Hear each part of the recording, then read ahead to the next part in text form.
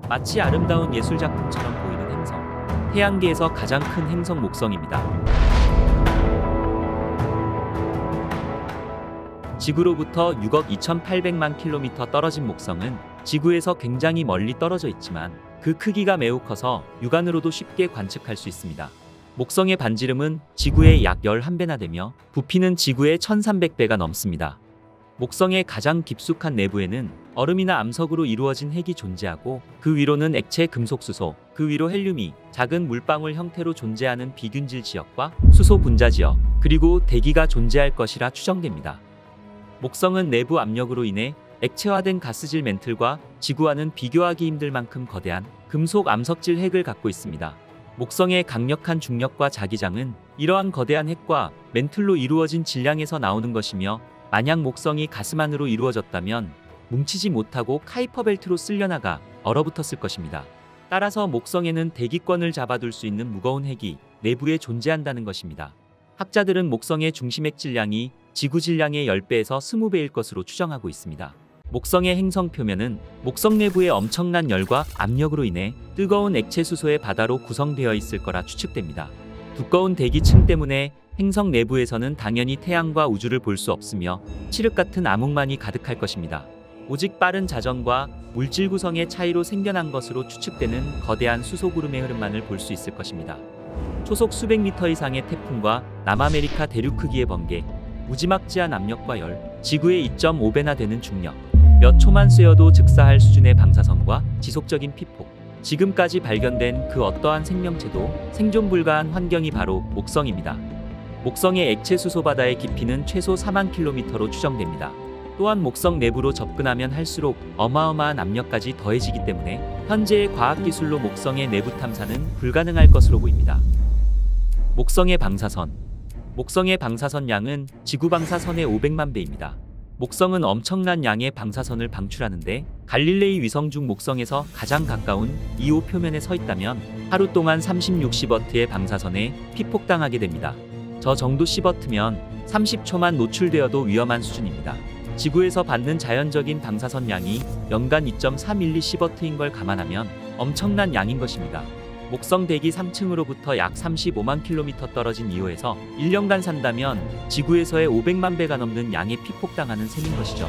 이런 극단적인 방사선은 우주선이 행성 가까이 접근하는 것을 어렵게 하는데요. 최초로 목성 궤도에 진입한 갈릴레오 탐사선도 목성의 강한 방사선으로 인해 2002년 카메라 고장으로 결국 탐사를 중단하기도 했죠.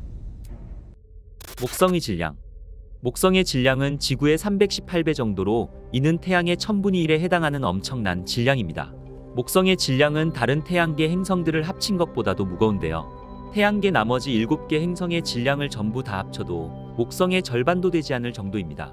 태양계에서 태양이 전체 질량의 99.86%를 차지하고 목성은 나머지 0.14% 중에서 약 3분의 2인 0.095%를 차지합니다.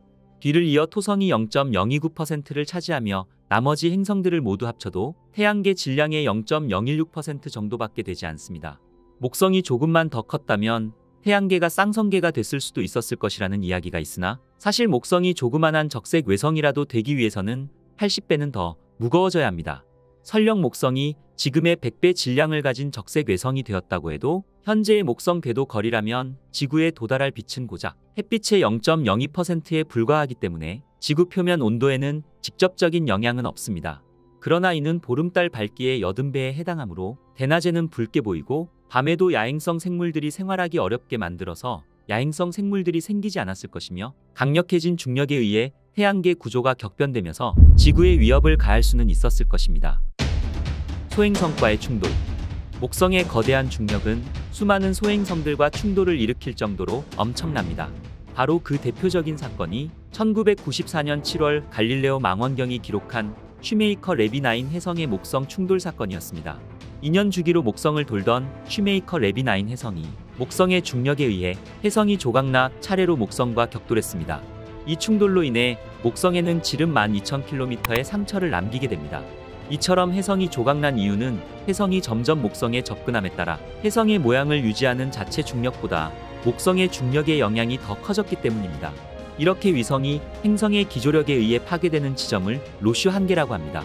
슈메이커 레비9은 부서지기 전 직경이 최대 약 5km에 달하는 혜성이었습니다. 만약 이 엄청난 혜성이 지구의 초속 60km로 격돌했다면 혜성이 떨어진 지역의 모든 생물체는 전멸했을 것입니다. 목성의 충돌 사건은 이뿐만이 아니었습니다. 목성의 대기에 검은 점을 남긴 2009년 웰슬리 충돌 사건, 필리핀의 아마추어 천문학자 크리스토퍼 고가 동영상으로 촬영한 2010년 목성 충돌 사건, 목성의 중력은 나머지 행성들과 우리 지구를 지켜주고 있는 것일지도 모르겠네요. 목성의 많은 위성들. 작은 태양계로도 불리는 목성은 현재까지 발견된 것만으로도 79개의 위성을 가지고 있습니다. 그러나 이 개수 또한 계속해서 변한다고 합니다. 목성의 가장 큰 위성으로는 이오, 유로파, 가니메데와 칼리스토입니다. 갈릴레이 위성이라고 명명되기도 한 이 위성들은 현재 목성만큼 주목받고 있습니다. 목성의 위성에 대한 탐사 또한 활발히 진행되고 있습니다. 지하에 상당한 물이 있다고 예측되고 있는 가니메데와 칼리스토, 생명체 존재 가능성이 제기된 유로파까지 존재감이 있는 목성의 위성들은 우리의 호기심을 자극하기 충분했습니다. 그럼 목성의 4대 위성들을 먼저 살펴볼까요? 목성의 위성 이오는 태양계에서 작지만 매우 중요한 천체입니다. 다채로운 아름다움과 불타는 화산이 공존하는 신비로운 달 이오입니다. 이오는 1610년 1월 7일 갈릴레오 갈릴레이가 직접 만든 20배율 굴절 망원경을 통해 관측되었습니다. 그러나 갈릴레이는 망원경의 낮은 성능으로 인해 이오와 유로파를 하나의 천체로 인지하였고 둘을 하나의 광점으로 기록했습니다. 다음 날인 1610년 1월 8일 갈릴레이는 목성계를 다시 관측하였고 이때 이오가 유로파와 분리된 천체임을 알아내게 됩니다. 따라서 국제천문연맹은 이날을 이오가 발견된 날로 인정하고 있습니다. 그러나 250년 동안 이오는 잘 알려지지 않은 5등급 밝기의 광점으로 남아 있었습니다. 이후 19세기 말 발전된 망원경으로 인해 천문학자들은 이오 표면의 거대한 특징들을 관측할 수 있었습니다. 그리고 20세기 중반 드디어 망원경 관측으로 평범하지 않은 이오의 모습에 대한 실마리가 풀리기 시작했습니다. 과학자들은 이오 표면에 물이 없으며 소금과 황으로 이루어진 증발 물질들이 표면을 뒤덮고 있다고 추측했습니다. 또한 이오의 공전 주기 및 이오가 목성 자기장에 미치는 영향 또한 밝혀냈습니다. 이오의 지름은 약 3,642km로 지구의 달보다 약간 큽니다. 이오의 내부 구조는 지각, 멘틀, 핵으로 구성되어 있으며 지각의 두께는 약 30km에서 50km로 유황과 이산화황으로 구성되어 있으며 소량의 규산염 암석도 포함되어 있습니다. 그리고 지각 아래에는 이오의 화산 활동의 대부분을 발생하는 멘틀이 있으며 주로 규산염 암석으로 구성되어 황과 다른 원소들도 포함되어 있습니다.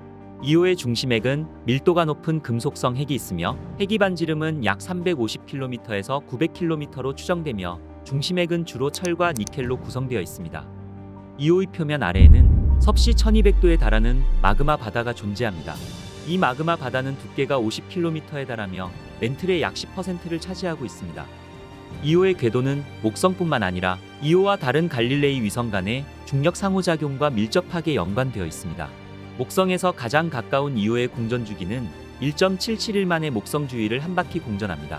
이는 지구가 태양을 공전하는 공전 주기 365일에 비교하면 매우 빠른 공전 주기를 가지고 있는 것이죠. 이오의 공전 궤도는 완벽한 원형이 아닌 약간의 타원형을 가지고 있는데요. 목성과 이오의 거리는 최대 42만 1700km에서 최소 약 35만 km로 목성을 중심으로 타원형 궤도로 공전하고 있습니다. 이오 궤도에서 가장 주목할 만한 특징은 목성의 갈릴레이 위성들과의 강한 상호작용입니다. 특히 유로파와 가니메데의 강한 상호작용을 들 수 있습니다.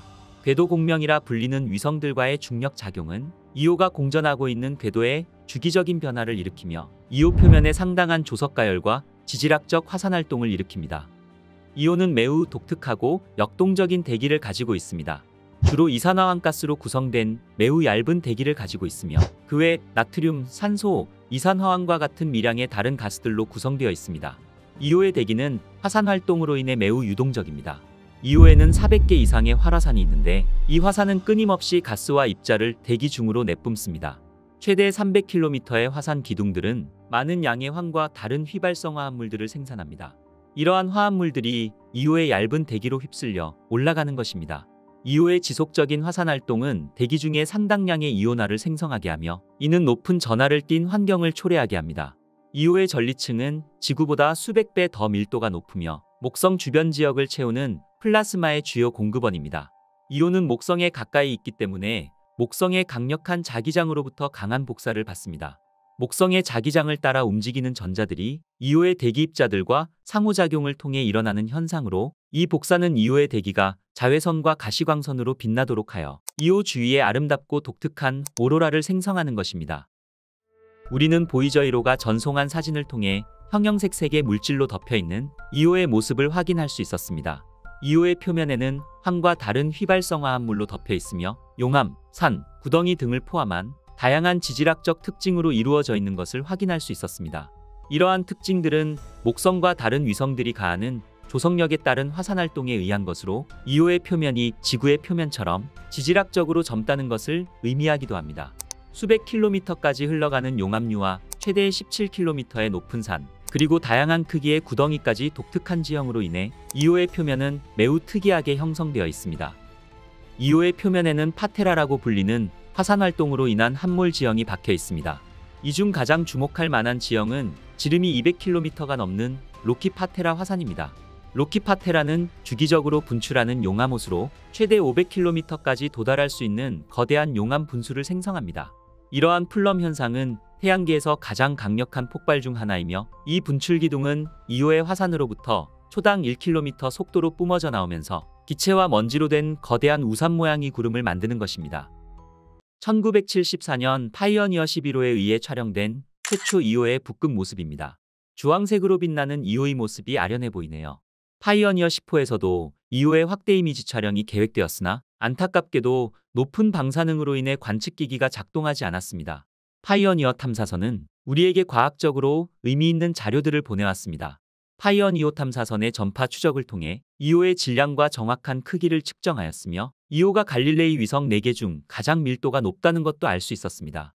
이오의 구성 물질이 얼음보다는 주로 규산암으로 구성되어 있다는 사실과 이오의 궤도 주변에서 강력한 방사능과 얇은 대기의 존재도 밝혀냈습니다. 1979년 보이저 1호와 보이저 2호는 목성의 위성 중 하나인 이오를 통과했습니다. 보이저 1호는 이오에 가까이 접근하여 매우 선명한 사진들을 찍었습니다. 보이저 1호에 의해 이오의 표면에 400개 이상의 활화산이 있으며 화산 활동이 많은 것으로 밝혀졌습니다. 이오에 있는 산들은 에베레스트 산보다 더 컸으며 용암을 분출하는 것도 보였습니다. 보이저 1호가 촬영한 사진 중 하나는 이오 표면에서 가스 기둥이 분출하는 모습으로 이오가 지질학적 활동을 활발히 하고 있음을 입증했습니다. 흥미로운 발견은 이오의 표면이 유황과 이산화황으로 만들어진 서리로 덮여 있다는 것이었습니다. 이 물질들은 얕은 대기권을 형성하여 이오의 궤도 주위에 플라즈마 고리를 형성하였습니다. 보이저 2호는 1979년 7월 9일 113만 킬로미터의 거리에서 이오를 통과했습니다.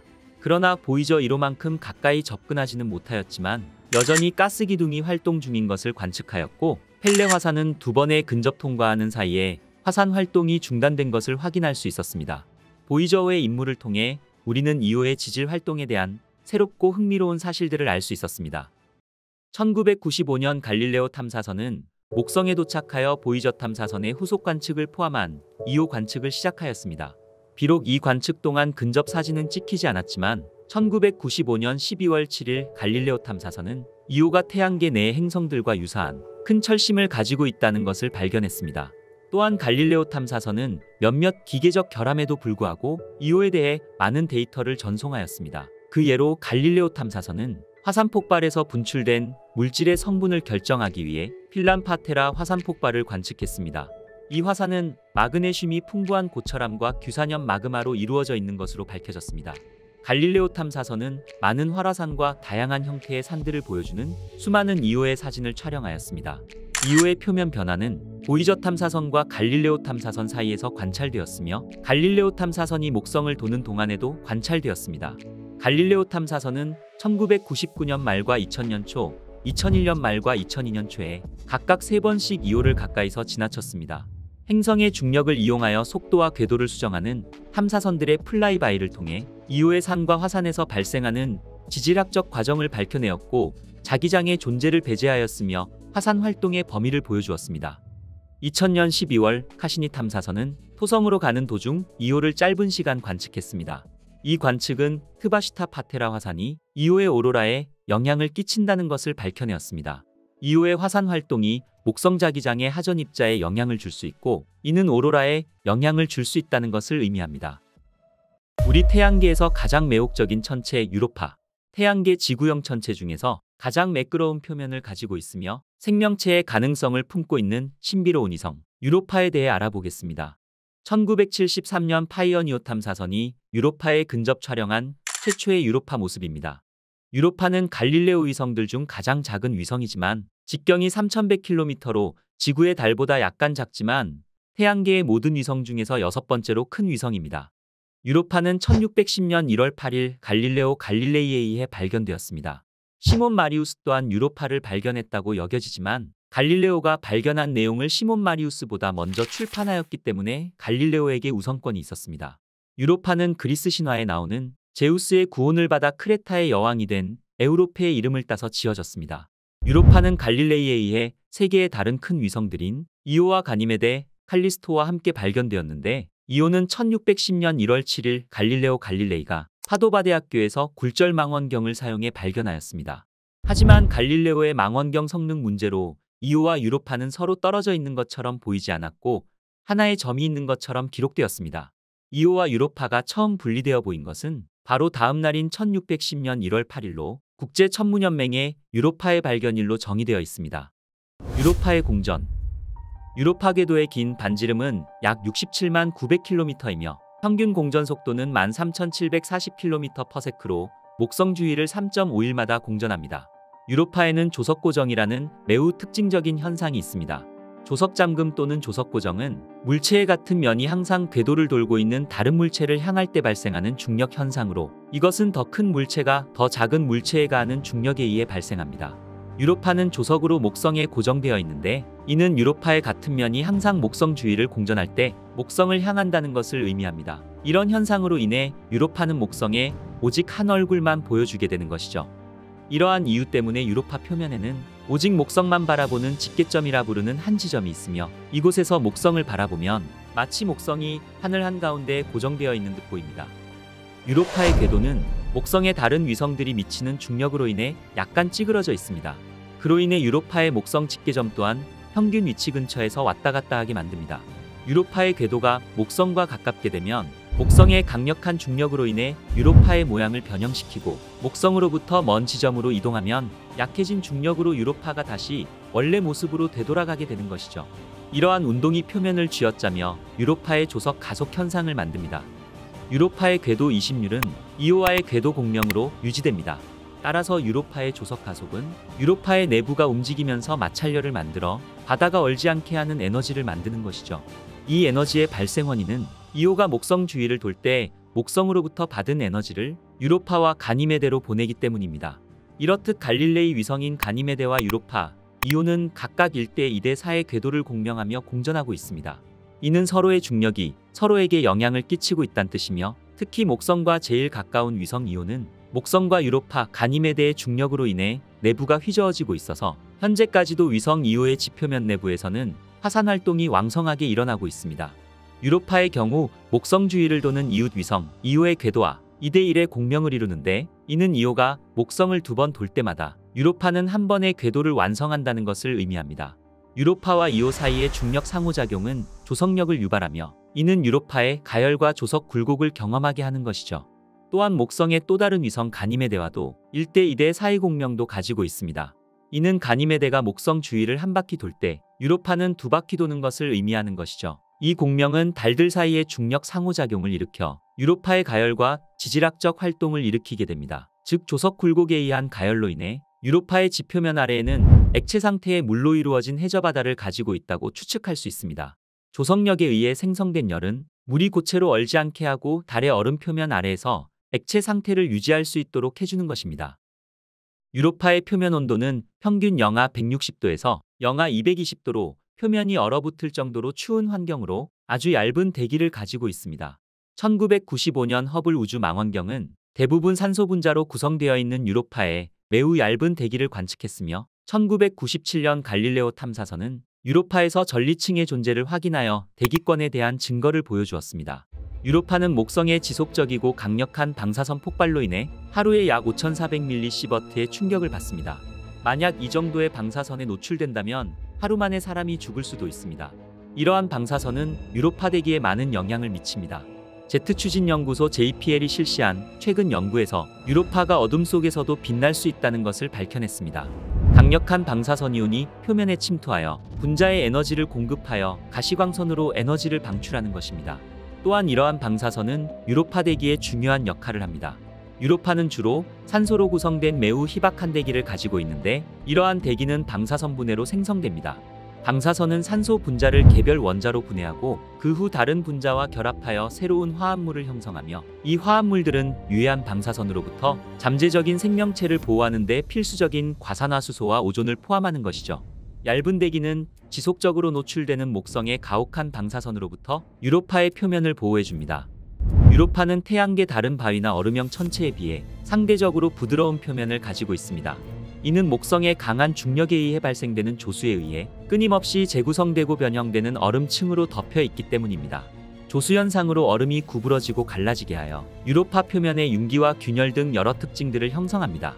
이러한 현상으로 유로파의 표면은 지구의 빙하처럼 압력에 의해 변형되고 흐를 수 있는 물이나 슬러시 상태의 얼음층으로 덮여 있을 것으로 추정되고 있습니다. 또한 유로파의 표면은 목성의 복사층에서 나오는 전하를 띤 입자들에 의해 지속적으로 폭격당하는데 이러한 현상은 얼음을 훨씬 더 부드럽고 변형되기 쉽게 만듭니다.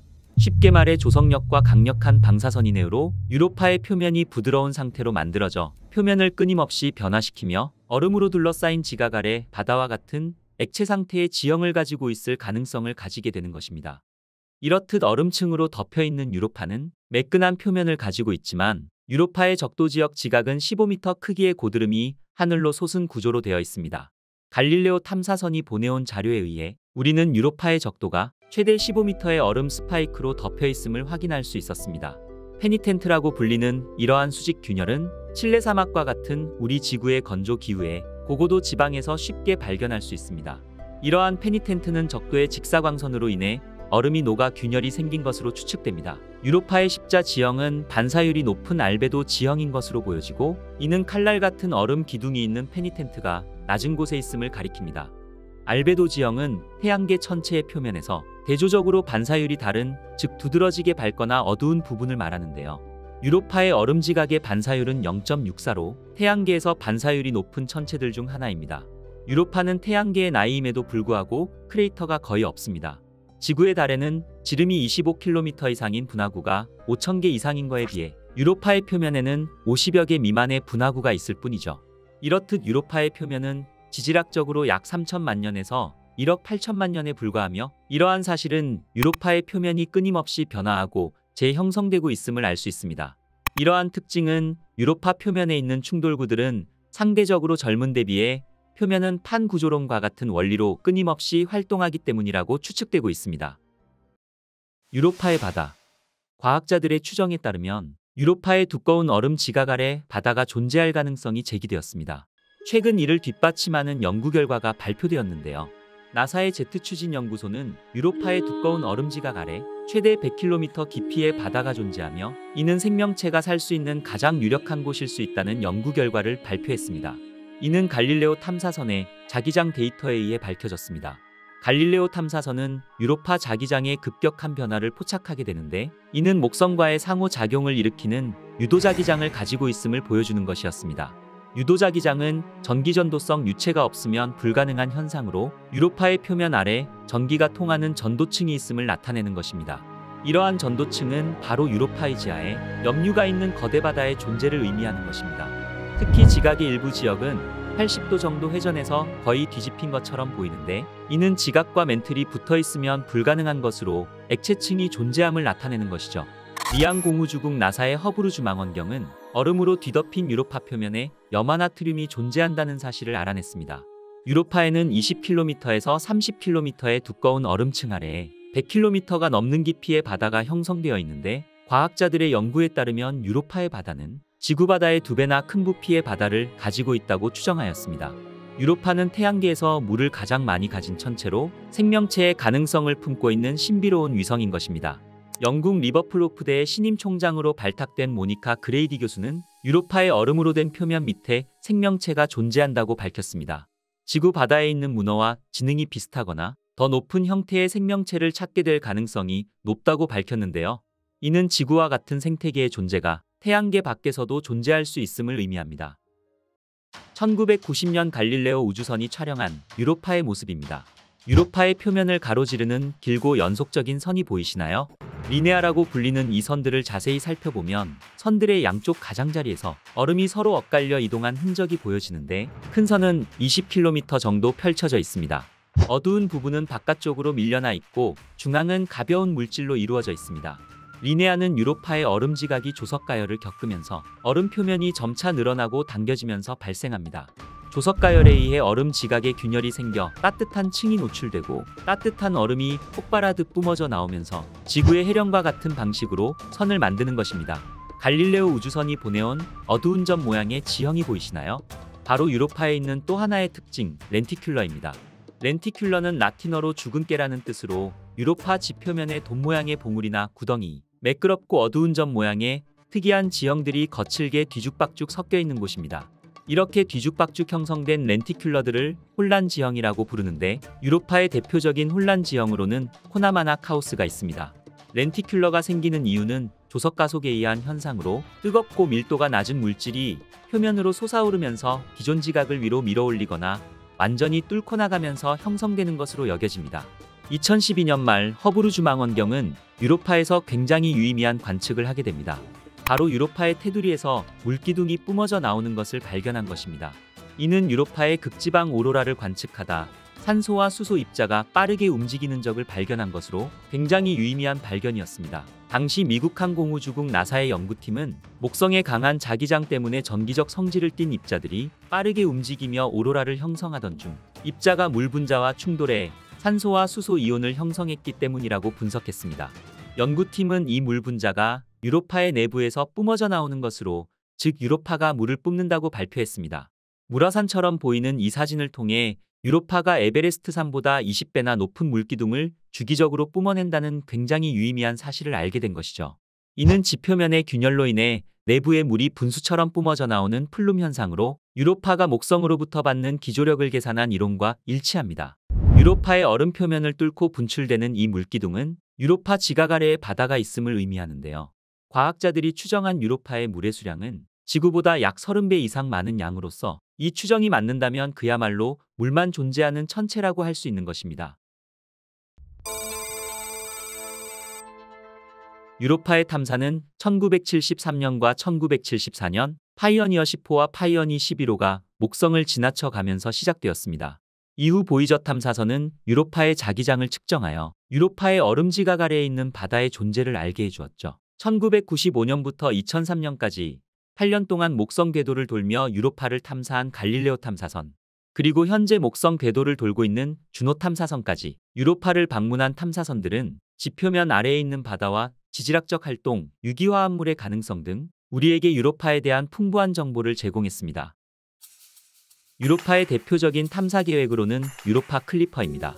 2024년 발사 예정인 유로파 클리퍼의 임무는 유로파의 외계 생명체 존재 가능성을 탐구하고 미래의 유로파 착륙선이 착륙할 적당한 포인트를 탐색하는 것입니다.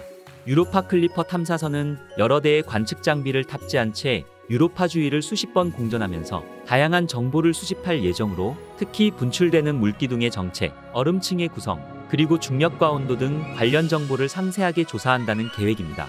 유로파 물기둥의 정체를 밝히기 위한 방법은 물질의 직접 채집입니다. 탐사선이 얼음층에 착륙하지는 않지만 분출되는 물기둥이 지상에서 200km 정도까지 치솟기 때문에 그 사이를 비행하면서 분출되는 물질을 수집하는 것입니다.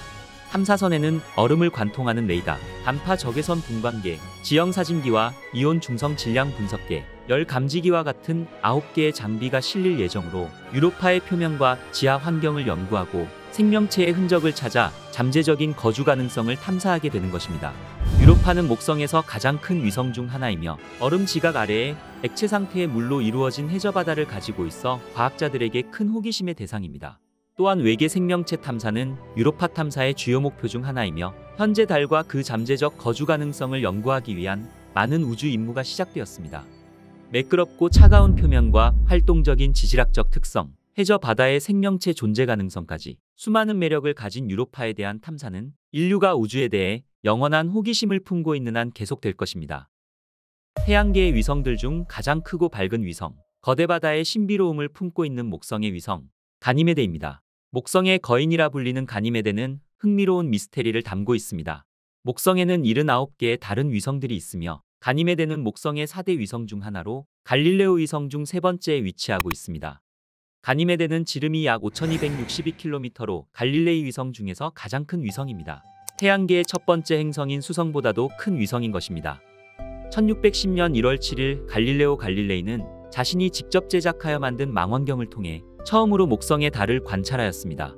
갈릴레오는 원래 목성 근처에서 행성을 가로질러 일직선으로 늘어선 3개의 별을 보았다고 생각했습니다. 하지만 다음날 저녁 갈릴레오는 이 별들이 잘못된 방향으로 움직이는 것 같아 보였고, 특이한 움직임을 가진 이 별들은 갈릴레오의 관심을 더욱 끌게 되었습니다. 갈릴레오는 그 후로도 계속해서 목성과 별들을 관찰하였는데 마침내 1월 11일 네 번째 별을 발견하였고, 이 별이 이후 가니메데로 판명되었죠. 발견 일주일 후 갈릴레오는 이 4개의 별들이 목성 주변을 떠나지 않고 목성을 중심으로 위치가 바뀌는 것을 알게 되었습니다. 갈릴레오는 자신이 관찰하고 있는 것이 별이 아니라 목성 주위를 공전하는 행성체라고 판단했습니다. 처음에는 가니메데와 칼리스토를 발견하였고, 연이어서 목성과 거의 붙어있던 이오와 유로파도 발견하였습니다.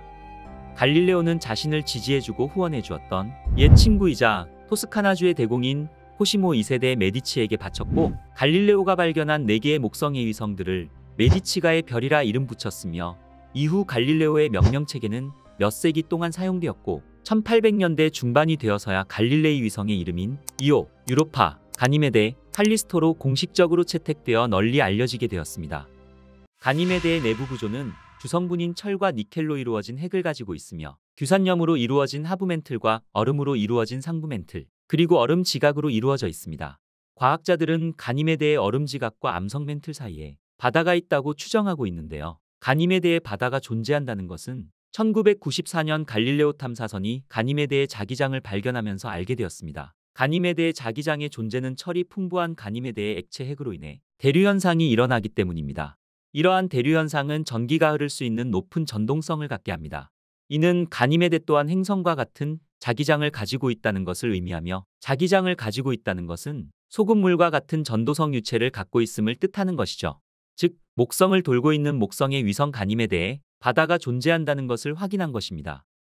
가니메데의 표면 온도는 영하 섭씨 183도에서 영하 섭씨 193도까지 매우 차가우며 물의 어느 점보다 훨씬 낮습니다. 이는 대기가 매우 희박하다는 것을 뜻합니다. 그러나 가니메데의 얇은 대기권의 존재는 과학적으로는 굉장히 의미 있는 발견이었습니다. 1995년 허블 우주망원경으로 관측한 가니메데의 대기권은 주로 산소로 이루어져 있으며, 가니메데의 매우 얇은 대기는 가니메데의 얼음 표면과 목성의 자기권 사이의 상호작용에 의해 형성된 것으로, 이는 목성의 자기장에서 나오는 방사능에 의해 표면의 물 분자가 쪼개지면서 생성되며, 이 과정에서 생성된 수소는 가니메데의 약한 중력으로 인해 우주 공간으로 날아가 버려 산소만이 남아있게 되는 것입니다. 가니메데는 태양계의 위성들 중에서는 유일하게 자체 자기장을 가진 위성입니다. 자기장은 풍부한 철을 가지고 있는 중심 핵에 의해 생성되는데, 이 액체 핵에서 대류 현상이 일어나며 이는 높은 전도성을 갖게 합니다. 이것이 바로 가니메데의 자기장을 발생시키는 전류를 생성하게 하는 것입니다. 갈릴레오 탐사선은 목성을 6번에 걸쳐 간접 비행을 하였습니다.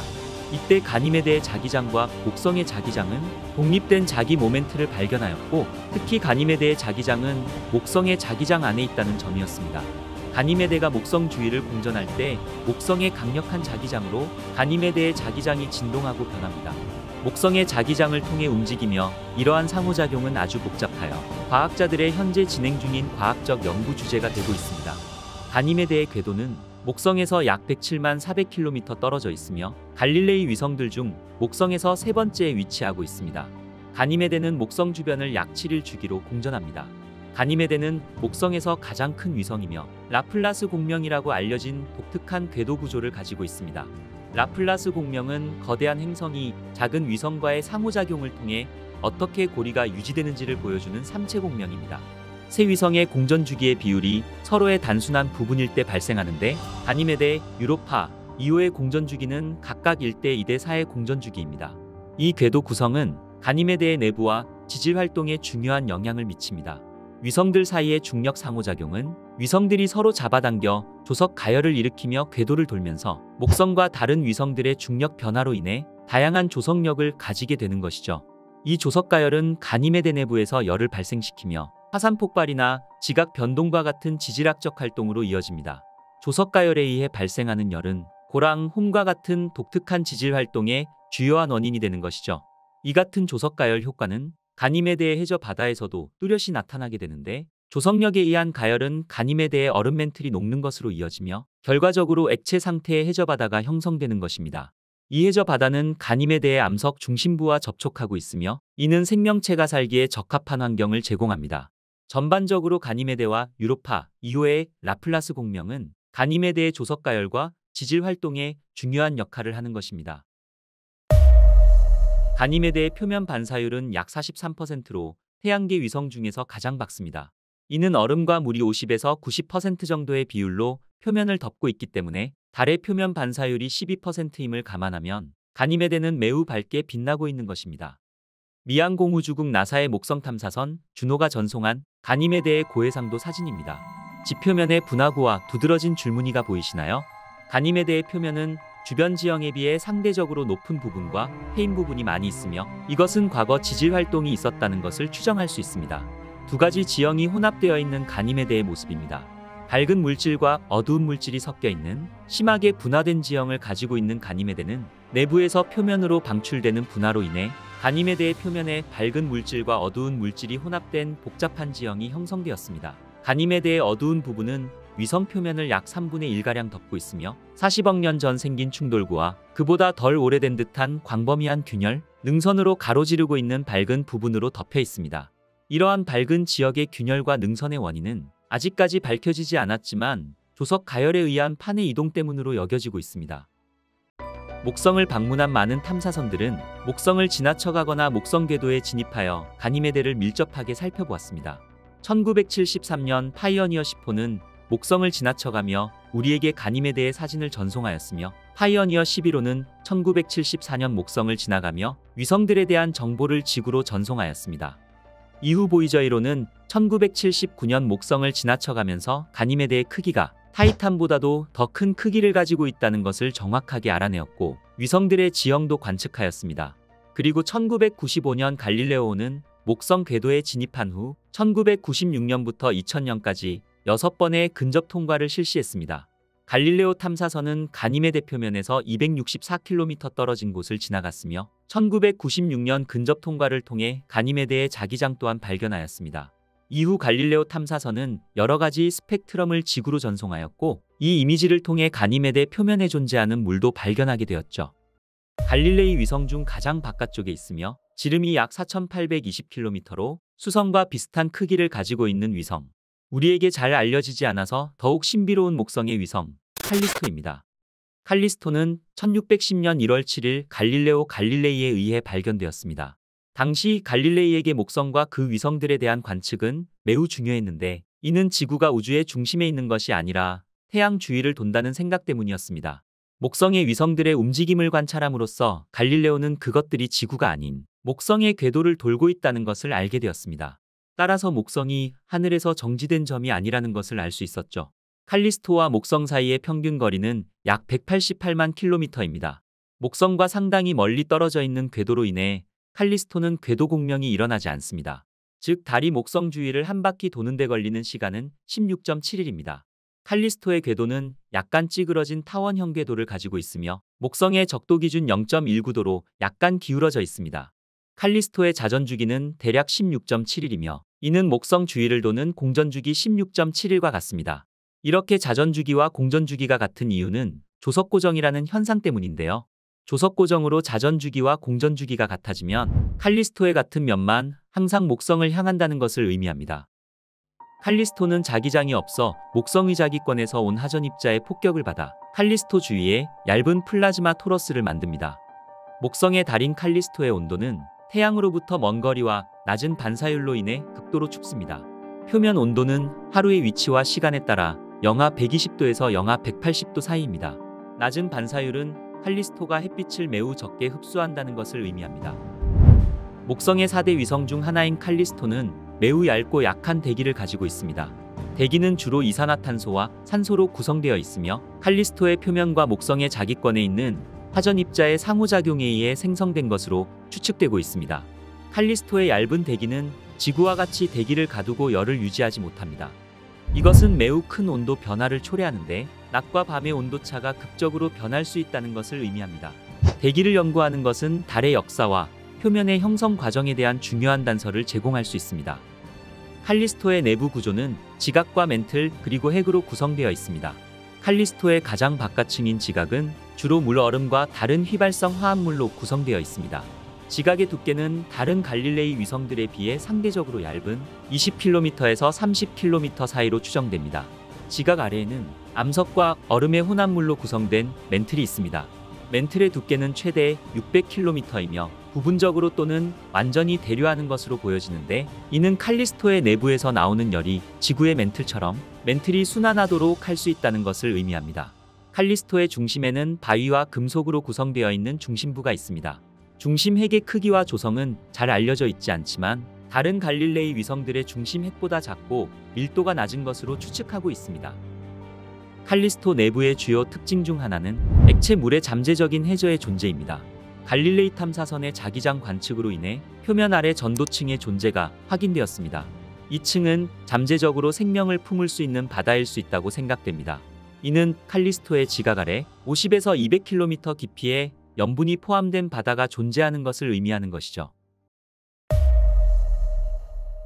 칼리스토의 지질 구조는 큰 충돌 크레이터, 가파른 경사지, 그리고 얼음 화산에 의해 생겨난 지형이 섞여져 있습니다.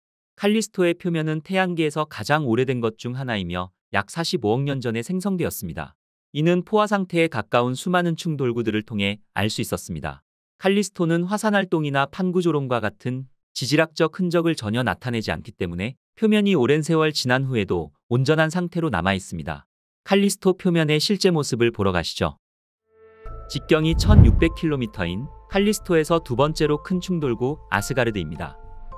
그리고 칼리스토의 대표적인 충돌구 바랄라 충돌구는 지름 약 3800km로 칼리스토에서 가장 크며 눈에 띄는 충돌구 중 하나로 다른 충돌구들보다 많은 동심원 고리를 포함하고 있는 다환 충돌구입니다. 또 다른 충돌구인 하르 충돌구의 중앙에는 이처럼 큰 돔이 있습니다. 하르 충돌구에서는 연속적인 분출물 담요도 볼 수 있습니다. 칼리스토 표면에는 반사율이 80% 이상인 얼음으로 이루어진 밝은 부분들이 많이 분포해 있습니다. 또한 나머지 어두운 부분들은 대부분 주변 지형의 낮은 지점에 위치하고 있으며 밝은 지역을 둘러싸고 있습니다. 칼리스토의 표면은 밝은 점들로 표시되는데 이것은 새로 노출된 얼음의 영역으로 보여집니다. 작은 그릇 모양에서부터 큰 다중고리 분지에 이르기까지 다양한 충돌구로 덮여 있는 칼리스토입니다. 칼리스토의 표면은 어두운 줄무늬로도 표시됩니다. 이는 달의 가장 바깥층인 레골리스의 물질이 가파른 경사면을 미끄러져 내려가 어두운 줄무늬를 남기면서 발생한 것으로 보여집니다. 이 줄무늬들은 가파른 분화구와 경사면에서 가장 흔합니다. 또 다른 유형의 지질학적 특징은 얼음 화산입니다. 칼리스토의 얼음 화산 활동은 지구의 화산 활동에서 분출되는 마그마가 아닌 물, 암모니아 또는 다른 휘발성 물질에 분출하는 화산 활동입니다. 얼음 화산의 특징은 어두운 물질이 분출되며 그 물질이 달의 표면에서 얼어붙는다는 점입니다. 또한 이러한 현상으로 인해 어두운 점과 능선이 형성된 것으로 보여집니다. 이러한 특징으로 인해 칼리스토는 더러운 얼음 행성이라는 독특한 별명을 얻게 된 것이죠. 칼리스토의 표면은 밝은 지역과 어두운 지역이 혼합된 것이 특징입니다. 밝은 지역은 상대적으로 젊은 지형으로 저온 화산 활동이나 다른 지질학적 과정의 결과로 형성되었습니다. 이러한 특징은 얼음과 같은 고체가 액체로 변하지 않고 기체로 변할 때 발생합니다. 이 과정은 달의 기반함에 있는 얼음이 햇빛과 다른 형태의 에너지에 노출될 때 생기는 현상으로 얼음이 승화되어 기체로 변하게 할 때 발생하는데, 이때 주변 안반이 불안정해져 산사태가 발생할 수 있습니다. 그동안 칼리스토를 포함한 목성의 탐사는 계속되어 왔습니다. 나사의 파이어니어 10호와 11호는 목성과 목성의 위성들의 근접 통과를 하며 칼리스토의 첫 번째 클로즈업 이미지와 여러 측정값을 제공하였고, 이후 발사된 보이저 1호와 2호는 칼리스토 표면 특징과 구성을 포함한 자세한 이미지를 우리에게 보내왔습니다. 1989년 발사된 나사의 갈릴레오 탐사선은 14년 동안 목성 탐사 활동을 하였으며 칼리스토 표면의 고해상도 이미지와 자기장, 그리고 표면 온도를 포함한 지금까지 가장 상세한 이미지와 자료를 제공했습니다. 그리고 현재 목성 궤도를 돌고 있는 나사의 주노 탐사선. 주노 탐사선은 목성과 그 위성들의 자기권과 방사선 환경에 대한 새로운 정보를 우리에게 제공했습니다. 이후 이루어질 탐사 계획으로는 2024년 발사 예정인 유럽 우주국의 주시 탐사선입니다. 주시 탐사선은 칼리스토와 다른 얼음 위성들에 대한 자세한 연구를 목표로 하고 있습니다. 파이어니어, 보이저, 그리고 갈릴레오 탐사선과 카시니오, 주노 탐사선까지 지금까지 여러 탐사선들로 인해 목성과 그 위성들의 특징과 환경 등 귀중한 정보를 얻을 수 있었습니다. 그러나 아직까지 칼리스토에 대한 집중적인 연구는 이루어지지 못했습니다. 그러나 칼리스토에 대한 과학자들의 관심은 계속되어 왔습니다. 그 이유는 바로 태양계를 탐험하기 위해 필수적인 우주기지가 칼리스토가 될 수 있기 때문입니다. 칼리스토가 완벽한 우주기지로 예상되는 이유는 목성에서 멀리 떨어진 궤도 때문입니다. 칼리스토는 목성에서 190만 킬로미터 떨어져 있으며 목성 자기장의 영향을 작게 받습니다. 바로 이러한 환경이 탐사에 적합하기 때문인 것이죠. 또한 칼리스토의 지질학적 안정성은 상대적으로 지표면에 구조물을 짓는 데 도움이 되며 거대한 산이나 깊은 참호가 없기 때문에 더 빠르고 쉽게 이동할 수도 있습니다. 칼리스토는 안전한 거리에서 내부 목성계를 탐사하거나 태양계를 탐사하기 위한 웨이스테이션으로 활용할 수 있는 것입니다. 이처럼 갈릴레이 위성들은 연구할 가치가 상당히 높은 위성들로 여겨지고 있으며 유럽 우주국은 바로 이에 집중하고자 주스 탐사선을 준비하고 있습니다. 목성의 대기. 목성의 대기는 주로 수소와 헬륨으로 이루어져 있으며 약간의 암모니아와 메탄이 존재합니다. 대기층의 두께는 약 3000km 정도이며 내부에서 방출되는 열과 빠른 자전 운동으로 인해 아주 복잡한 운동을 합니다. 구름층의 두께는 약 150km 정도로 추정되며 풍속이 초당 180m 이상인 제트기류가 형성됩니다. 목성의 대기는 독특한 줄무늬를 갖고 있습니다. 어두운 줄무늬는 띠, 밝은 줄무늬는 대로 부르는데 이런 띠와 대 10여 개가 적도와 평행하게 번갈아서 목성 전체를 휘감고 있습니다. 목성의 트레이드 마크 대적반입니다. 대적반은 목성의 남반구에 위치한 지구의 2배 크기에 달하는 거대 폭풍을 말합니다. 최초로 대적반을 발견했던 당시엔 목성의 거대 분지라고 생각했었으나 보이저 2호 관측으로 대적반이 거대 소용돌이 구조임을 알게 되었습니다. 대적반의 소용돌이 속도는 시속 500km 이상으로 목성 표면에 짙은 붉은색으로 된 거대한 고기압성 폭풍입니다. 대적반은 카시니가 1665년에 발견한 이후 약 300년간 지속되고 있는데 이는 목성이 가진 에너지가 무지막지한 데다가 폭풍을 약화시켜줄 암석 표면이 없기 때문입니다. 대적반이 연한 붉은색인 이유는 목성 대기 상층부에 있는 암모니아와 아세틸렌 가스가 태양 자외선의 영향을 받아 붉은 물질을 내놓는데 대적반의 소용돌이 폭풍이 이것의 확산을 막으면서 대적반 부근만 연한 붉은색을 띠게 되는 것입니다. 목성 표면의 독특한 줄무늬는 변화무쌍한 목성의 기류로 인해 생기는 것인 거죠. 목성에는 대적반뿐만 아니라 작은 소용돌이 흐름들도 상당히 많이 관측됩니다. 작다고는 해도 지구 전체를 덮을 정도로 큰 것들이 많은데요. 이렇게 강력한 소용돌이 흐름들이 계속 유지되는 이유는 목성의 엄청나게 빠른 자전 속도 때문입니다. 목성은 지구보다 훨씬 크지만 자전 주기는 10시간에 불과합니다. 1979년 2월 25일 보이저 1호는 목성에서 920만 킬로미터 떨어진 곳을 지나가면서 대적점을 처음으로 정밀하게 찍은 사진을 지구로 전송했습니다. 대적점 왼쪽으로 보이는 물결 모양의 구름 패턴은 파동이 유별나게 복잡하고 다양하게 형성되어 있습니다. 2016년 목성 주변 북극 궤도에 진입한 주노 우주선은 2017년 7월 11일 대적점에 접근하여 표면으로부터 약 8,000km 거리에서 이 태풍의 사진 여러 장을 찍었습니다. 하지만 목성의 트레이드 마크인 대적반이 사라질지도 모른다고 합니다. 대적반은 발견 당시 지름이 지구의 3배가량이었습니다. 그리고 2017년 4월을 기준으로 대적반의 지름은 16,350km로 이는 지구 지름의 1.3배입니다. 불과 150년 사이에 대적반이 절반 이상 줄어든 것입니다. 목성 남극의 폭풍 구조. 태양계에서 가장 큰 행성인 목성은 난기류에 휘감긴 폭풍의 행성입니다. 대표적 특징으로는 젓갈색 소용돌이인 대적반 외에도 극지방에는 15개에 달하는 대형 폭풍이 고정적으로 형성돼 있습니다. 목성 탐사선 주노가 2016년 처음 발견한 목성의 극지방 폭풍은 북극에서는 초대형 폭풍 하나를 중심에 두고 이보다 작은 8개의 폭풍이 둘러싼 형태를 띠고 있었습니다. 목성 남극에서도 이와 비슷하게 6개의 폭풍이 하나를 가운데 두고 나머지가 주변을 감싸며 안정적인 오각형을 형성하였고, 최근에 새로운 폭풍이 형성되면서 육각형 구조로 변한 것으로 확인됐습니다. 주노 탐사선은 목성 3,500km 상공에서 22번째 근접 비행 중 새로운 폭풍이 추가된 것을 포착했습니다. 나사 제트 추진 연구소는 새로 관측된 폭풍은 현재 텍사스와 비슷한 크기로 기존 폭풍보다는 훨씬 작지만 시간이 흐르면서 비슷한 크기를 갖게 될 것으로 전망했습니다.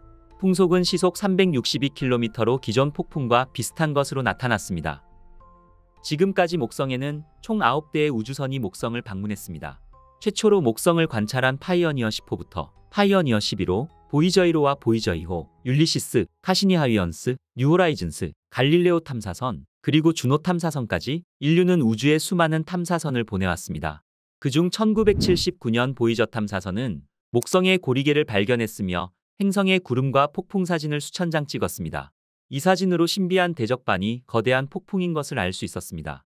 또한 보이저 1호와 2호는 목성의 위성 2호에 있는 수십 개의 화산을 발견했는데, 이는 다른 천체에서 발견한 첫 번째 활화산이었습니다. 1995년 목성 궤도에 첫 번째로 진입한 갈릴레오 탐사선. 갈릴레오 탐사선은 목성의 대기와 거대한 자기장을 조사했으며 갈릴레오 위성을 면밀히 연구했습니다. 또한 목성의 위성 유로파에 바다가 존재할 가능성을 발견했으며 최초로 소행성 이다와 가스프라의 사진도 찍었습니다. 수많은 업적을 남긴 갈릴레오 탐사선은 2003년 목성과 충돌하면서 그 임무를 마쳤습니다.